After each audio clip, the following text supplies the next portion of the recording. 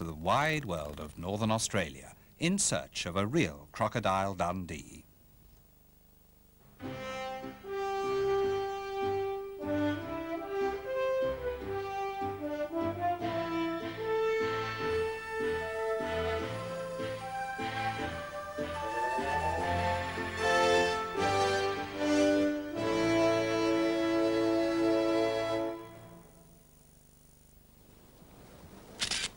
My name is Kos Evans. I'm a photographer.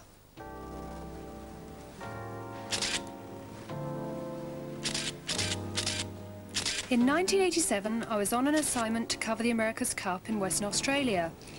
Sounds really glamorous, but it turned out to be 7 months hard labour, striving for a new angle on yacht racing.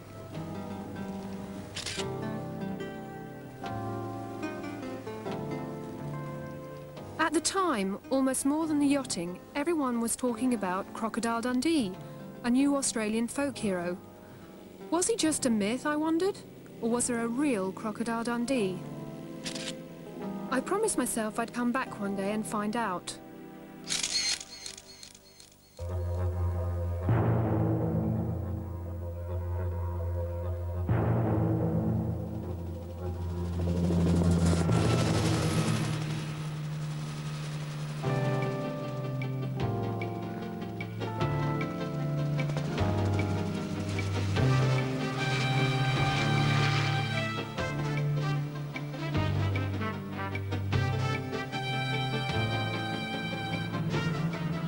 A year later I was back, taking a helicopter ride into Australia's Northern Territory, heading for the remote region Australians call the Top End.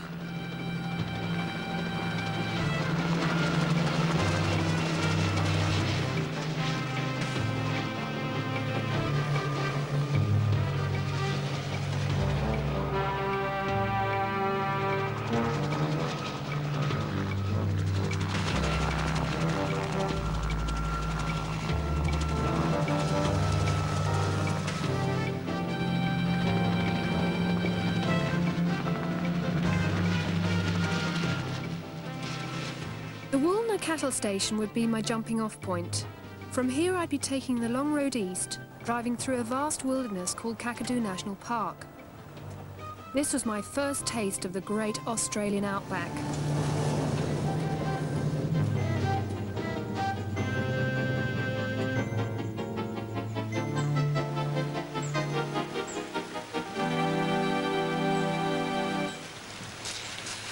By late afternoon, I was fording the South Alligator River. It winds right through the heart of Kakadu. Alligator River? There are no alligators in Australia. Well, I'd heard that the old settlers used to mistake saltwater crocodiles for alligators.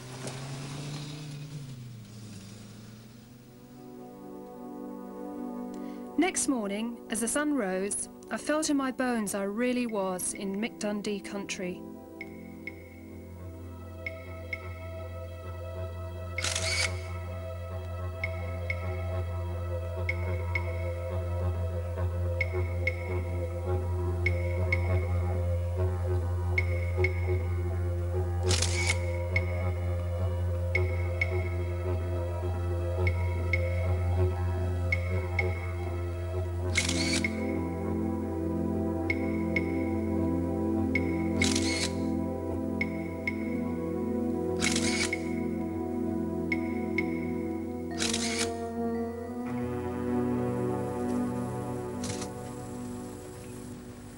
Suddenly, I spotted it, my first croc. A saltwater crocodile. It can grow up to 20 feet long.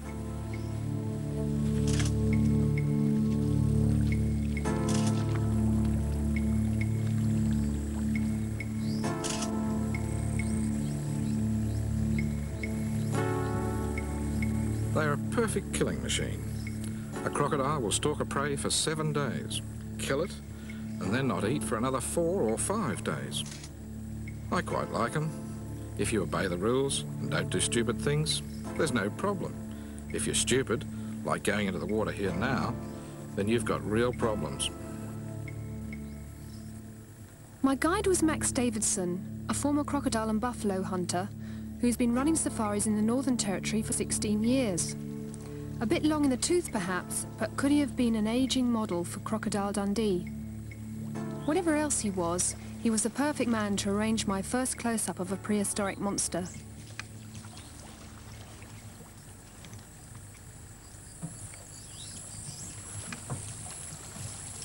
Got such cunning-looking eyes. They look so prehistoric.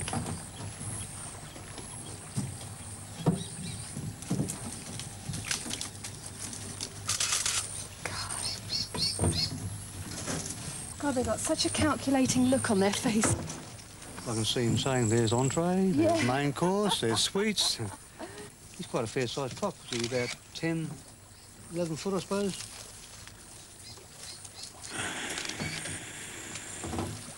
Crocodiles, it seems, aren't the only hazard.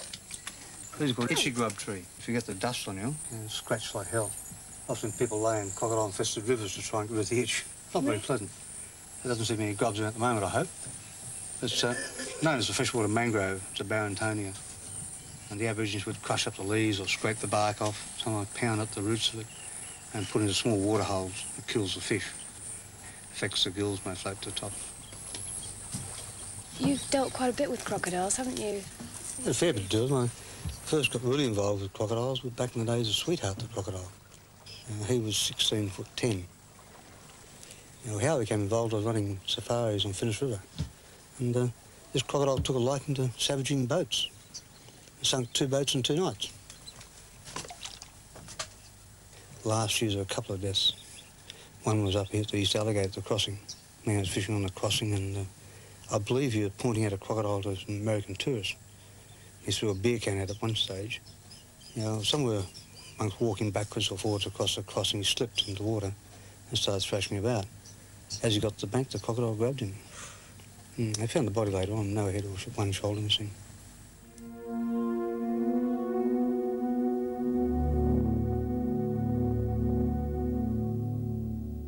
Australian saltwater crocodiles are the biggest in the world. They used to be hunted for their skins and turned into fashionable shoes and handbags. They were almost wiped out by the 1960s, but since 1972, they've been protected, and now they're blossoming again, like everything else in Kakadu.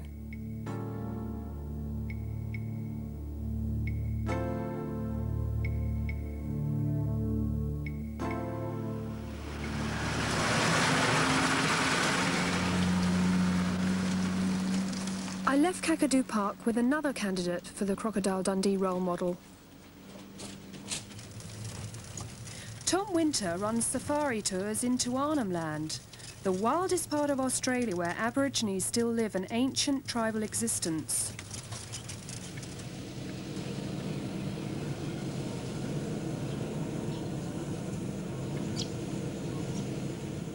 We're crossing the East Alligator River, the one Max had been telling me about, where that American tourist was taken by a passing crocodile.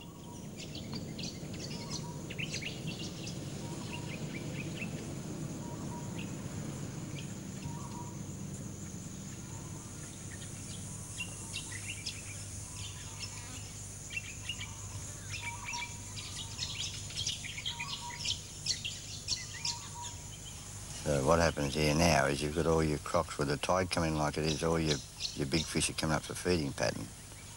You know? And your big crocs are laying under the main stream of the current, and as the big fish come past, they just chomp them in half.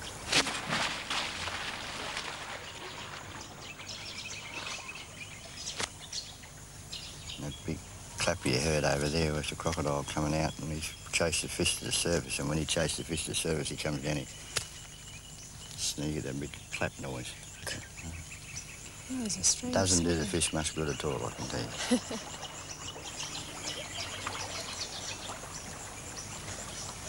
And if you look down here at the mud skippers, right on the edge of the water, you see all the little fish there. Have a look.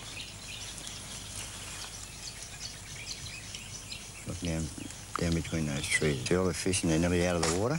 Yeah. And that's the danger time for them. When you see fish sitting up on the edge of the water, that means they won't go out into that deeper water because there's something there that's going to eat them. Even these mud Yeah, skippers? and the little mud skippers, because little crocodiles like little fish. Oh, There he is wow. again, hey?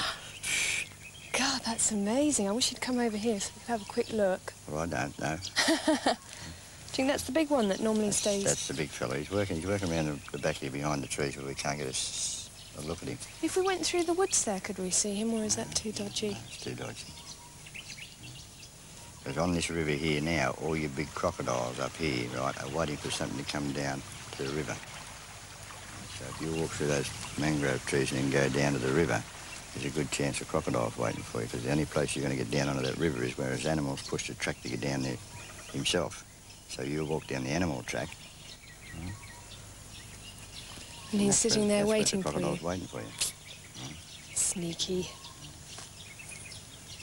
Plus, in this type of country, the crocodile in this country could get behind you because he could be up in here now having a rest in the shade, and you could walk along the edge and you wouldn't know you're between the crocodile and the water. And then you've got two choices. I see. Swim or go up a tree. I think I'd go up a tree. Tom explained that crocodiles sunbathe to store up solar energy. They perspire through that open mouth. Hang on a bit. Here we are. Oh.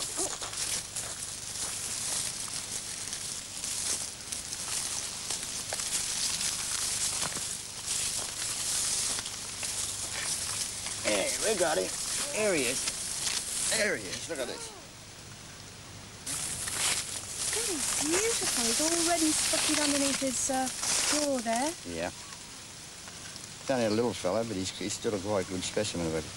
Lovely. A filly. Let me fill up for you and we'll show you what he's all about. Gosh, yes, all the colours under there. There he is. A frill-necked dragon lizard, we call him up here. See the frill here? That's his only means of defence.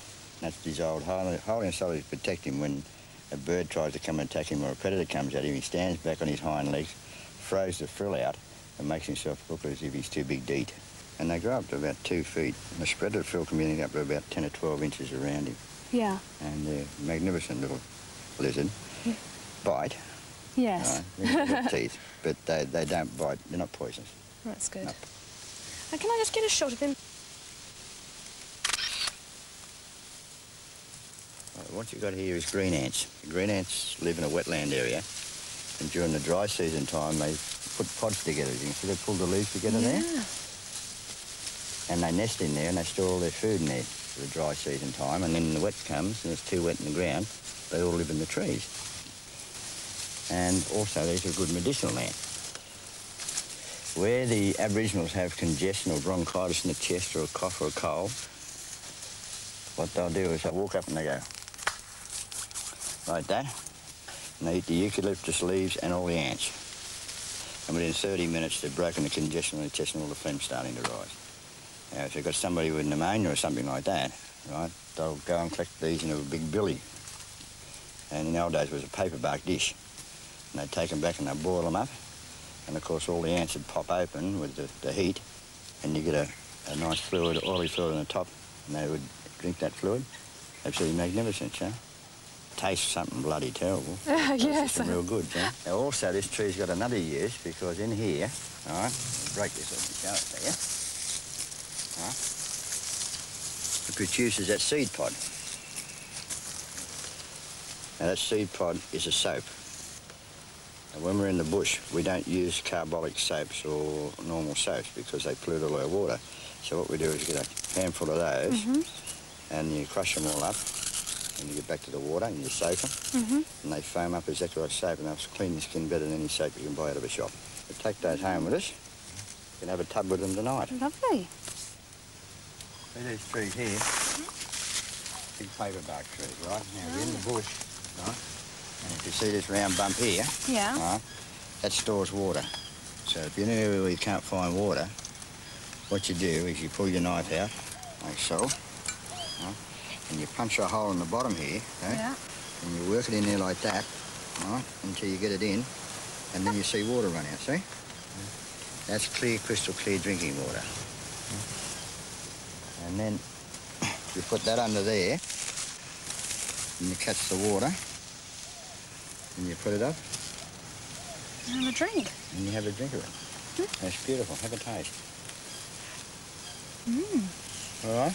Bit furry. Quenches your thirst. Lovely. Soft enough not to get splinters in your tongue. Yeah. Okay?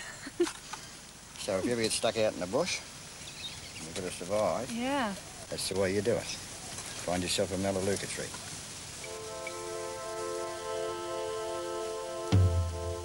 I was so fascinated by Tom's lesson in how to survive in the outback, it never occurred to me that even now we could be walking into danger. Here we are. Don't move. Little piglets over here. Don't move.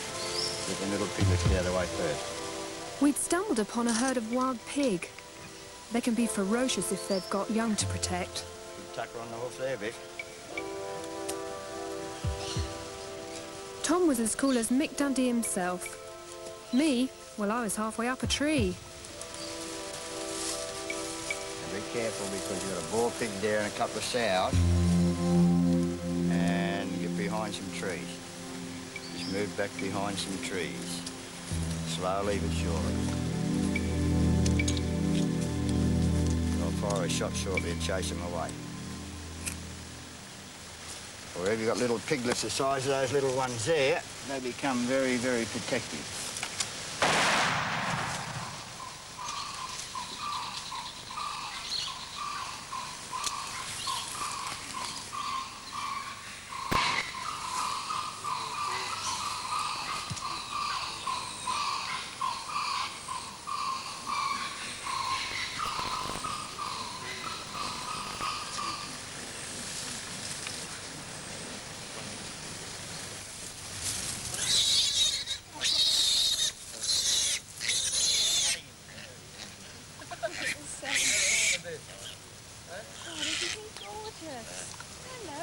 Little pig. Oh, sweetheart. Oh, my God, what a noise. Screaming for mum.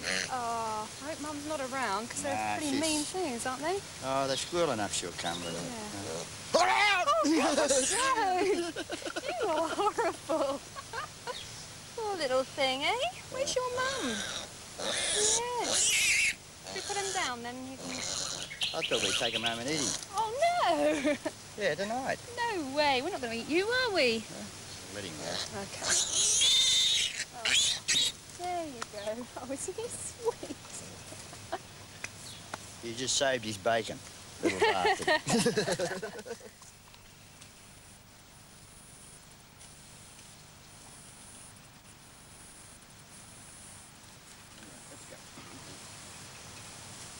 That promise I made myself about not swimming only lasted a day.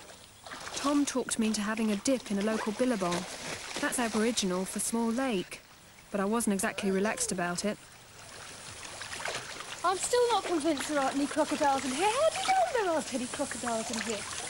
Well, there's two reasons. One is the Aboriginals that swim here all the time over the years have told me it's safe, so I believe in what they tell me.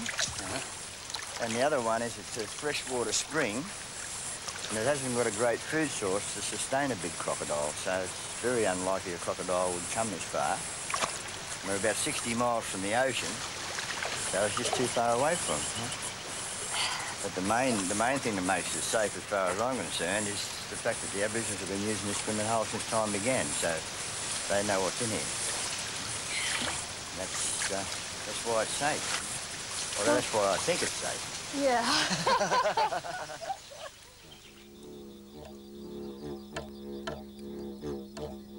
As night fell, Tom took me to meet some of his friends.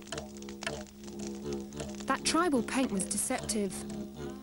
Victor was educated at a smart college in Darwin, but had chosen to return to his tribal ways.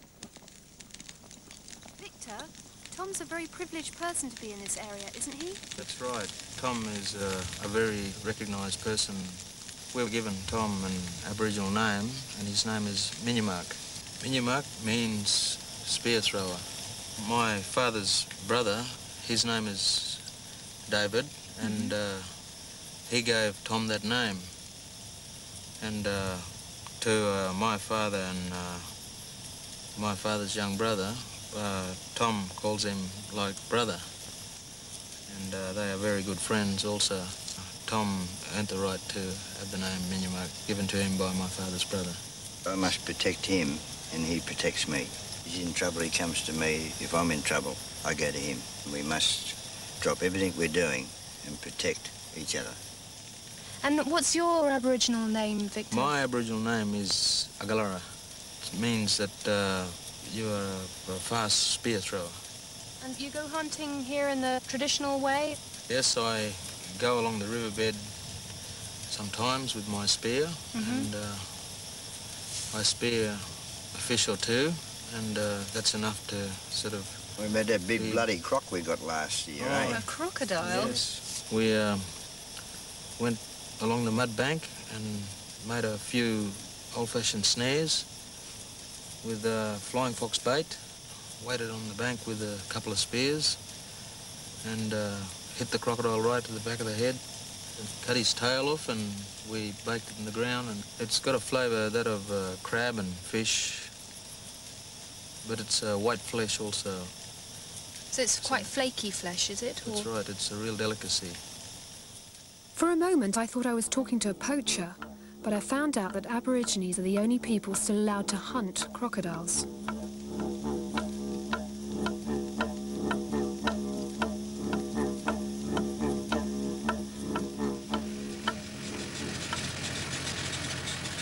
Next morning, Tom drove me to the coast.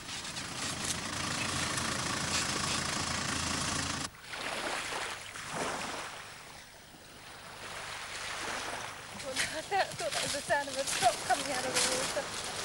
Oh, he'll be around here somewhere. We've got about 3 or 4 big crocs that live in this area, and they often sleep up in the beach. There's no problem at all.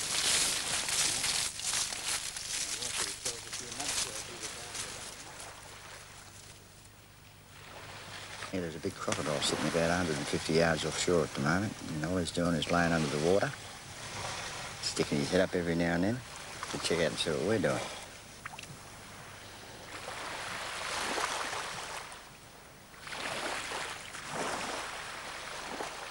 That ocean looks enticing, but those fish are scrambling to get away from some unseen predator.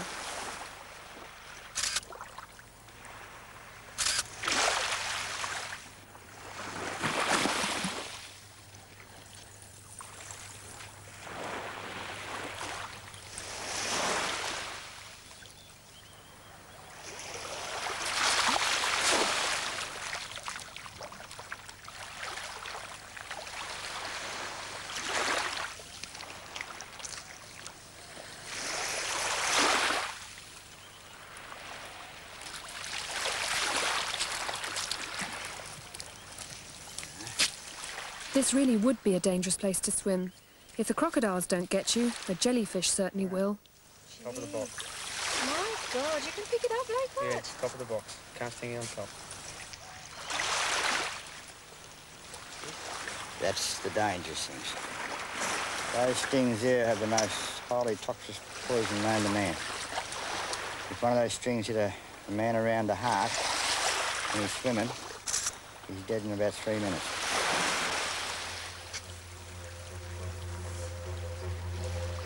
Tom's friends were spearfishing for crabs, exactly like their ancestors of 20,000 years ago.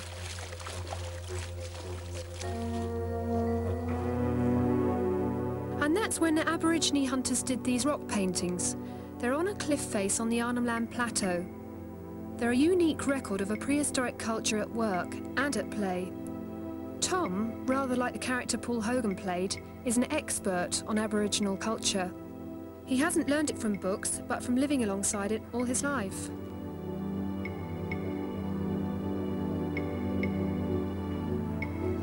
God, they're fantastic, aren't they?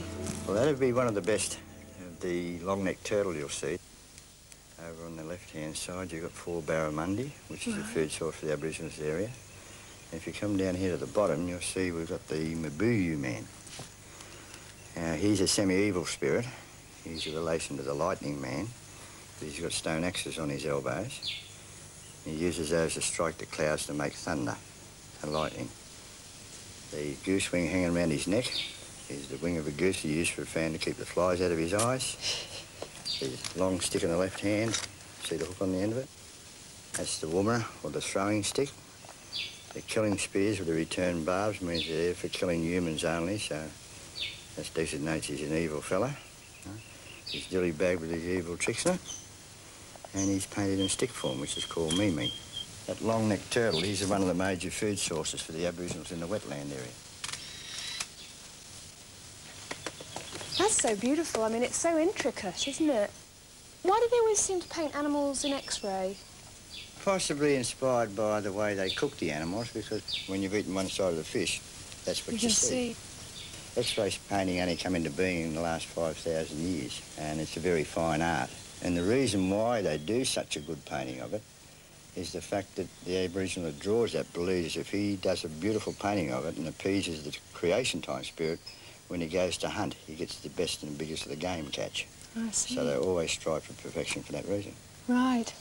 And they're always underneath these ledges here for protection, I suppose, is it? Or... No, not really. The reason they're under here is because it's too hot to paint them outside. Oh, I see. It's a shaded area.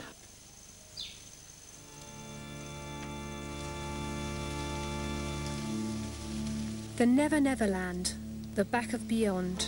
Australians have a lot of names for this desolate landscape, but for the Aborigines this great emptiness is full of tribal ghosts, and every rock and tree is inhabited by spirits.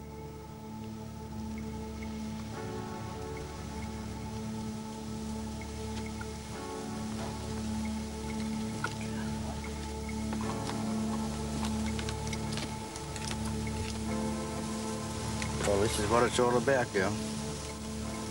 Magnificent view, no matter where you look. If you look right over here, you've got the big rock in the distance. It's Turok.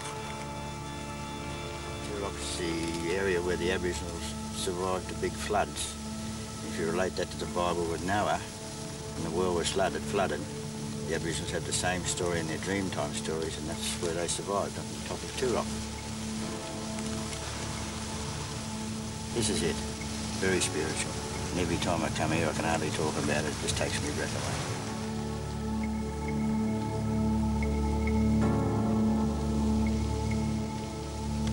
These days, my bones will be buried out here, I hope.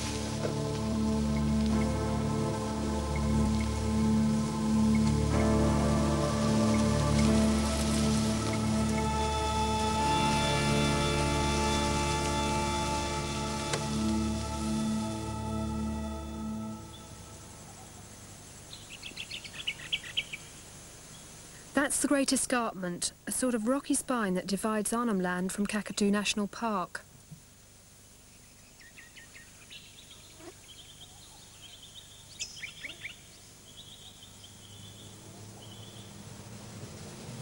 I'm going to meet another remarkable outback character who's lived all his life in the top end.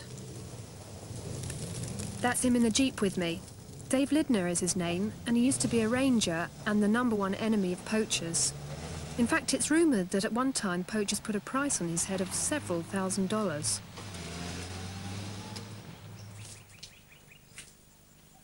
His home is a kind of outback chateau.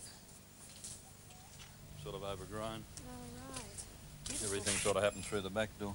Right. That's why all the ducks and animals bail out there. It's an amazing open-plan bungalow, one big room that he designed and built himself. Yeah. Airy. Pretty cluttered as we got it at present. But, it's a living Yeah, house. that's great. Lived in, I suppose. The wall decorations come in two kinds: hunting and shooting trophies and cobwebs. That's his son Billy. And there's the odd dead merino. That's Australian slang for an empty bottle. The horns, of course, were taken from the big ones that didn't get away. Dave's lifestyle, not to mention his living room, made him one of my shortlist candidates for the real Crocodile Dundee. Especially when I heard about his famous run-in with a giant crocodile back in 1976. This was his encounter with the legendary Sweetheart, a 20-foot monster that he tried to bring back alive, but which drowned during the struggle. When it was towed back to civilization, they reckoned a whole classroom of kids could sit on Sweetheart's back. Sweetheart should have stayed in the billabong and been kept as a live identity, and people should have adjusted to take into account his aggressive behaviour towards boats, Yes. which meant use big boats that could sustain attack. and be prepared for it.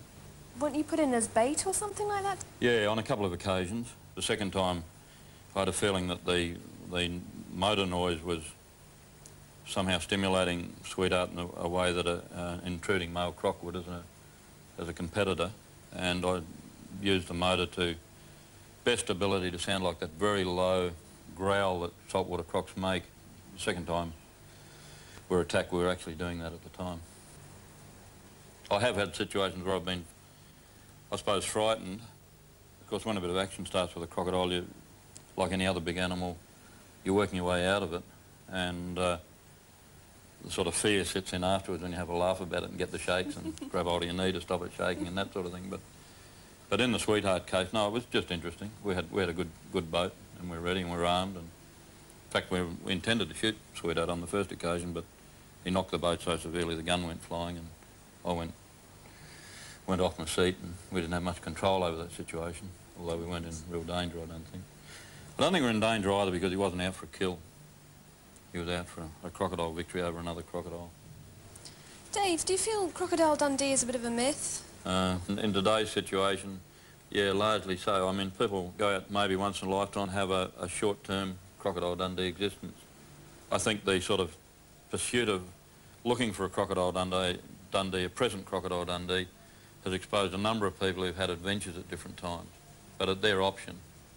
Back in the 30s and earlier, of course, it wasn't an option.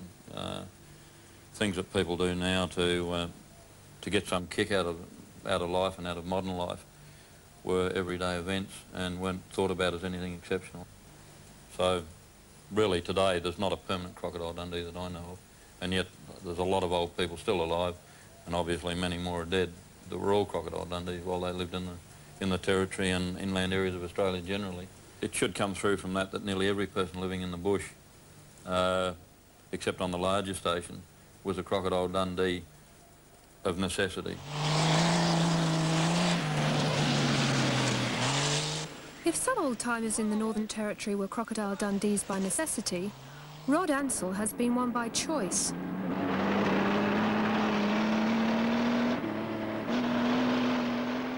True, he doesn't mesmerise wild animals the way the film character did. He simply knocks them down with his bull bumper. A few bruises, he says, but nothing serious. After all, they're valuable livestock. Why am I a bull catcher? Well, basically, it's because I like it. Someone has to do it. In this country, when cattle go wild, they can do a lot of damage, especially the bulls. Good on, boy.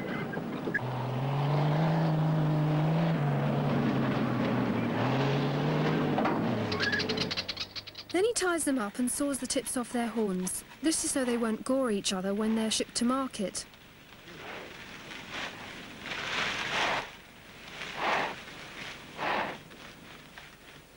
The thought occurred to me, Rod does look a bit like Paul Hogan, or should it be the other way round?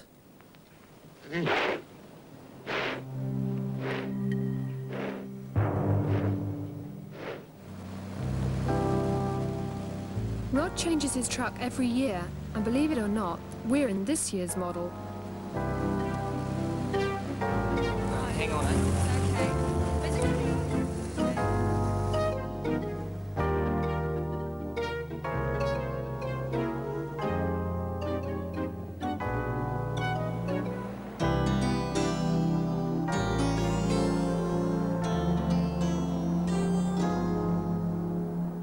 In what's turning out to be something of a roller coaster ride, he's showing me over his patch of land.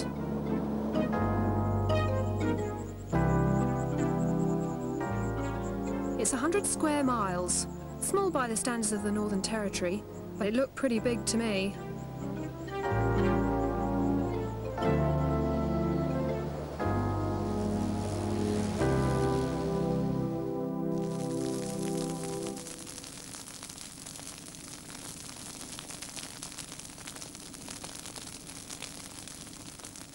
At first I was a bit alarmed when clouds of smoke came drifting up the track at us. The Australian outback is notorious for its terrifying bushfires, but Rod quickly explained that this was the burning off season.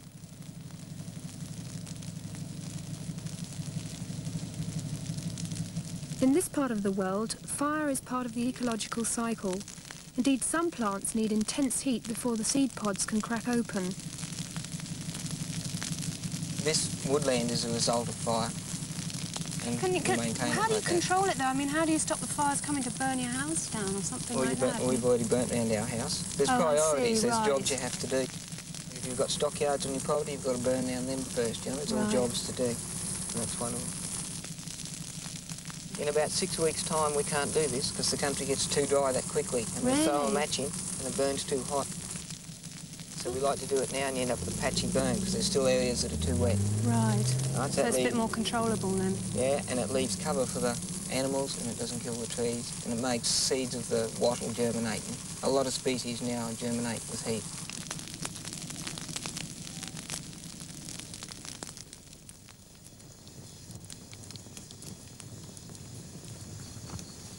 Well, it looks as though the old water's boiled. Perhaps we can have a cup of tea. Yep. You have so much intuition about the place and everything. Where do you get all this from? The Aborigines? Yeah, I lived with Aboriginal people. I got on really well with them. But that was simply because my attitude and theirs was much the same as far as the land goes. Father taught me a lot. Learned about the bush. Really? He was a bushman as well? Yeah. Well, your ancestors were too. Yeah.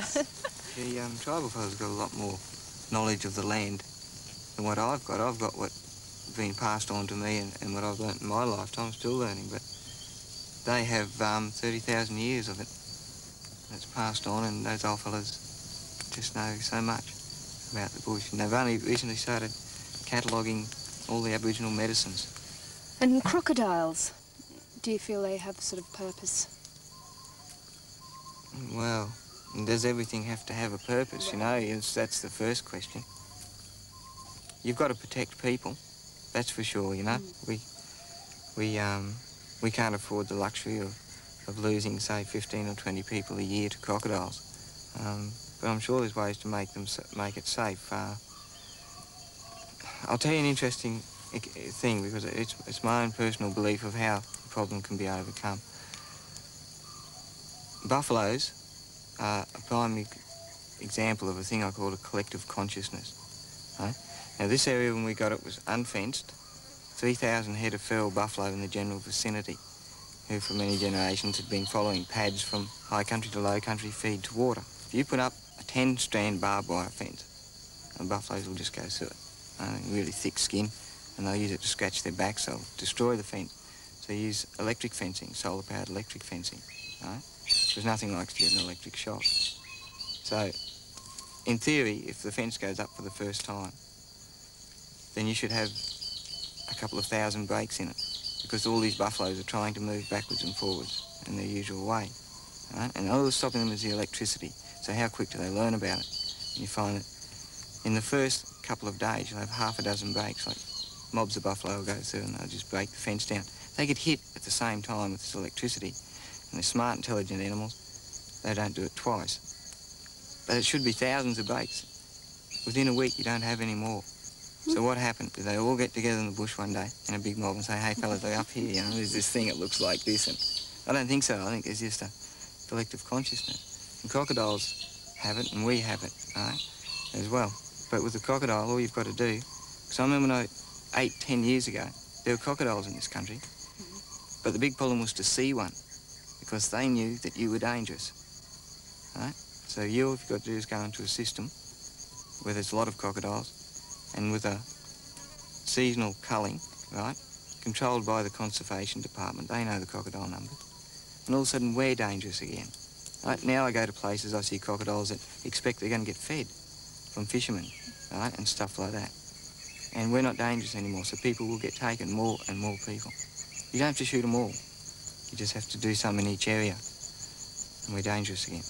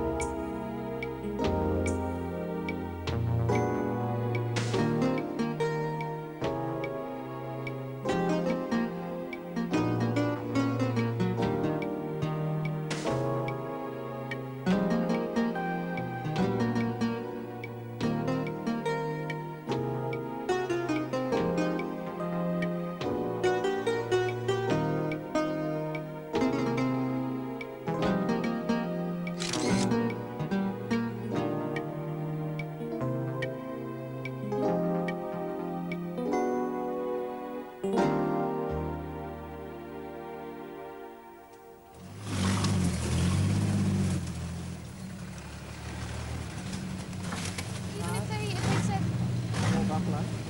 More buffalo off the lead, right? Big mob. Where? Look, see, look. Buffalo, Oh, buffalo, yes. buffalo.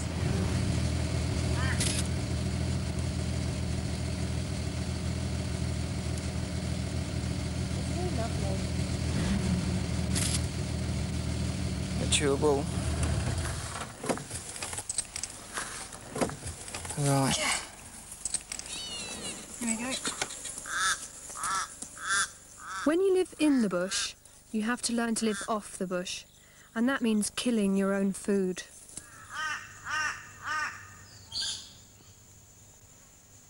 For Rod, it means lining up the right buffalo and making sure that it doesn't see you first.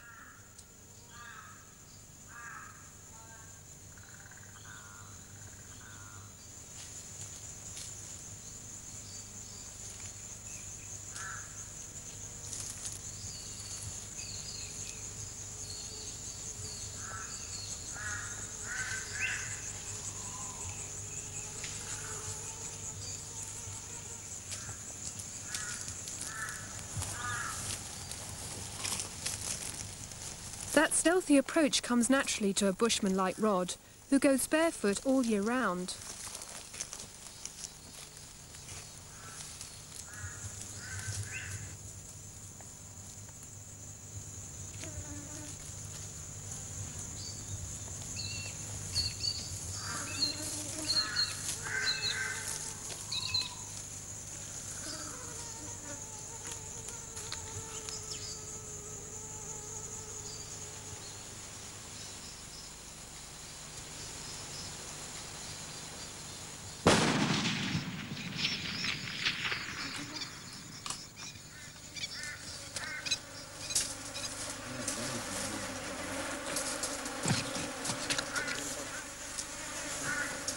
I've always felt uneasy about the killing of animals, and when you see it close up for the first time, your stomach really churns. Even when you know that this kind of killing is part of the natural cycle. This animal's survival depends on us. Its survival is dependent on the fact that we find him useful for food. Otherwise, he's just a pest. And we don't keep many pets. We keep cats, dogs, and the odd budgerigar. Yeah. But other than that, it's got to be of some use to us, or it doesn't survive on this planet. I understand. It's just that when, after years of having processed food and things, Yep. you know, you just lose all that contact and... Contact, that's right. You see, this fella died. He died really quick. Yeah. Right, 1 minute he was there eating grass, and the next minute it's all over. Yeah. That doesn't happen to an animal killed in the meat work. No, that's true. That's really true. And if he lived to die in the bush, that wouldn't happen to him either. No. As I say, maybe killed by dingoes, bogs, starvation, thirst, fire, disease. Now, if you're going to go, this is the way to do it. Yes, I suppose so.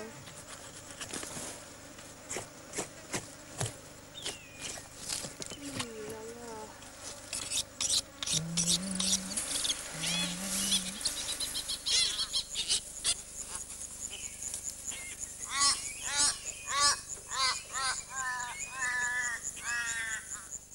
If the legend of Crocodile Dundee has a real-life source, it must be Rod Ansell and an adventure he had about 10 years ago. Oh, I went on a fishing trip up the Fitzmaurice River. I had an accident and went through a survival experience in about 77 it was. Now, a lot of people said straight away after this whole incident, oh, the lad was up there shooting crocodiles for sure, right? And there are a lot of crocodiles up there, and they thought it rather strange someone should go so far on a fishing trip. Well, regardless of this, that or the other thing, I lost my boat, and I spent a couple of months up there living off the land, and then eventually got back to civilization, and then my whole lifestyle changed because this all of a sudden became news, and that was made into a documentary and a book. And a few years ago, I did some interviews as a result of that. I went to Sydney for the interviews with Parkinson. That's when I slept on the floor because the bed was too soft and stuff like that, you know. And So it really changed things, yeah. And then a few years ago I got a call on the radio, VJY, to go down to Sydney for an interview with Clive James mob. And I asked, well, what's it about? The Fitzmaurice survival episode is of past history, you know, it's a long time ago. He said, oh no, you're the real Crocodile Dundee, which was a bit surprising because I hadn't heard anything about it. I didn't even know it was made.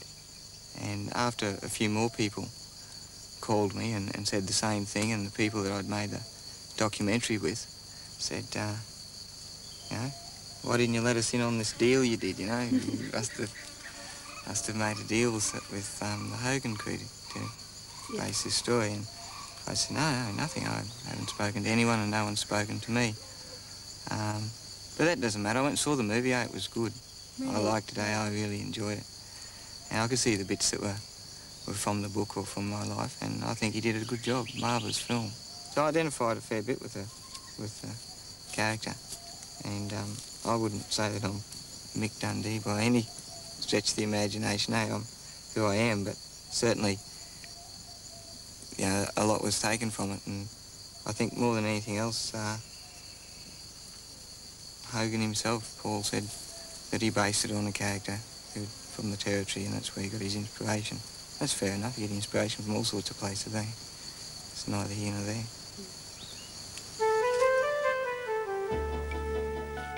Had I found him at last, the real hero on whom the legend was based? Well, in a way.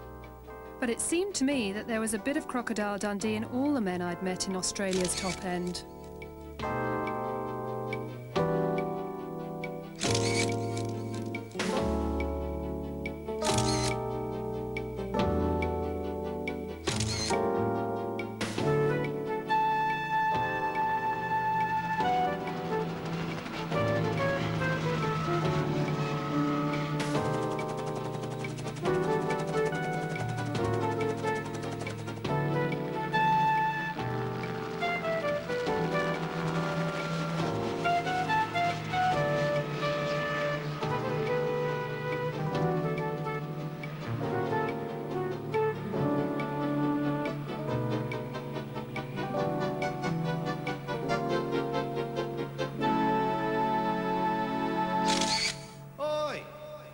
Take one for me, Mum.